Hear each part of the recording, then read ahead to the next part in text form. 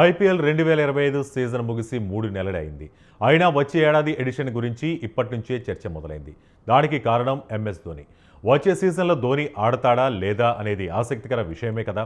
ధోని ఎక్కడ ఏ కార్యక్రమానికి హాజరైనా సరే తొలుత ఎదురయ్యే ప్రశ్న అదే.